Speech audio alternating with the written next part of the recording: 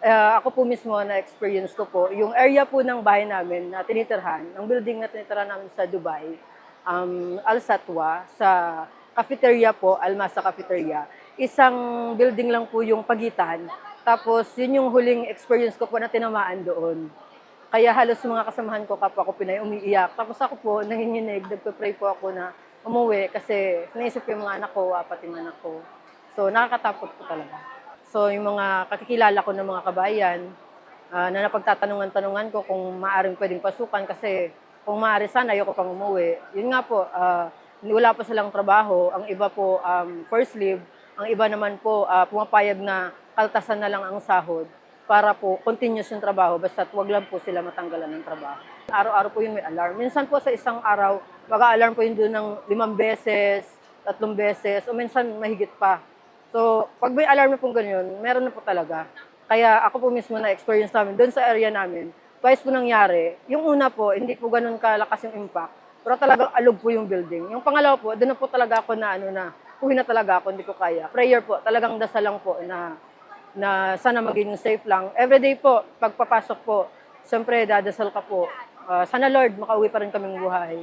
Sana Lord, continuous pa rin yung namin, wag sana kaming matamaan at kahit madamay man lang po. Malaking bagay po kasi kahit paano may natanggap po kami doon, tapos dito may natanggap din po kami dito. So malaking bagay po kasi kagaya po niyang kagaya ko, umuwi ng walang-wala.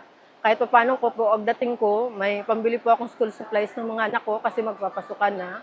Tapos may allowance po kami pang isang buwan ko sakaling hindi po ako makahanap ng trabaho. Kahit paano po makakatulong po siya, malaking bagay po sa amin. Oo, nung once na nasa office kami, alam mo yun, yung sunod-sunod na putok, parang pinupukpuk yung namin, yung bubong namin. Yun talaga, tas nag-crack pa yung namin, yung glass na window namin, ganun. Kaya yun, parang nag-decide na talaga na, okay, sige, uwi na lang. Unang-una talaga, yung first pa lang na apak namin dun sa office nila sa Dubai, grabe talaga yung tulong nila sa amin, yung pag-aasikaso. Grabe, hanggang sa lumapag na kami dito, ganun pa din yung tulong. Fulfilling po, parang nakahinga ka na ng malalim kasi siyempre wala nang takot, andito ka na. Sa mga ahensya po ng gobyerno, maraming salamat po sa pagtulong niyo po sa amin dahil nakarating kami dito sa bansa nating Pilipinas. Actually, hindi namin expect ang cash assistant pero dahil may na-receive kami, malaking tulong na din po sa amin. Sobra talagang pasalamat talaga. Yung sa pag-aasikaso pa lang nila sa amin, grabe yung first na apak mo dun sa consulate.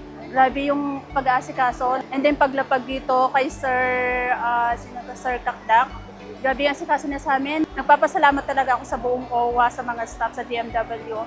Sobrang pasalamat po ako sa OWA, DMW, kay President Bongbong Marcos kasi talagang ang laking tulong po para sa amin. Kasi kung tutuusin, napakahirap na nandoon ka, bibili ka ng sarili mong ticket, bibili ka ng outpass mo, tapos wala ka pong pera, paano ka po makakauwi? Kaya sobrang thankful po talaga, sobrang maraming salamat po kasi nakauwi po kami ng libre, maayos po yung kalagayan namin, safe po kami at may natatanggap po kami cash assistance para sa pamilya po namin. Kaya sobrang salamat po talaga.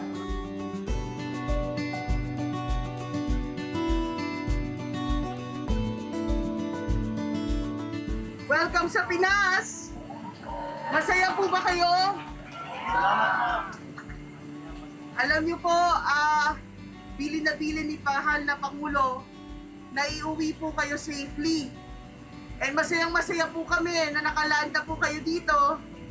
At alam niyo po, ang DMW OWA kasama ng buong gobyerno, kahit na ho Biyernes Santo, handang-handang magbigay ng serbisyo po para sa inyong lahat.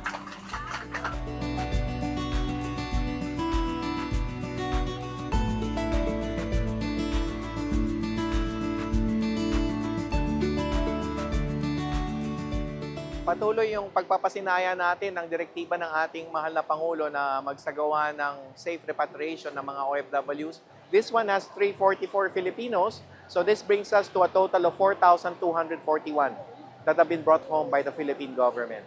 At ayon sa Pangulo ay patuloy lang natin sasagawa to as long as may mga Pilipinong nagnanais umuwi, lalo na mga OFWs sa ating mahal na bayan. Naging busy tayo noong Holy Week. Higit kumulang just for today, for instance, 600 plus ang nabigyan natin ng tulong. And of course, sa pagpapasinaya natin ng commercial flights, higit kumulang may mga 400 na nakauwi rin. So halos 1,000 ditong Holy Week ang napasinaya natin ayon sa tagubilin ng ating Pangulo.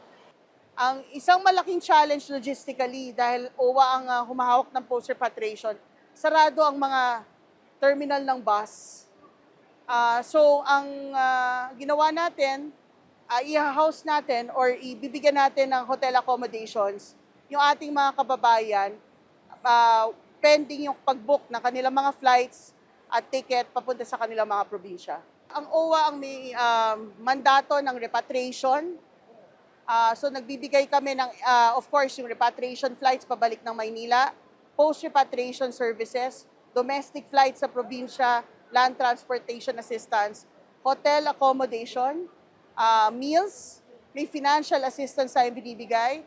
Tapos pagdating sa mga regions, para sa mga OWA members, meron tayong livelihood assistance, startup capital, meron tayong training assistance, ibig sabihin para sa mga gustong mag-upskill, mga kunwari, mga kababayan natin, domestic worker, gusto maging caregiver, binibigyan din natin ito ng assistance.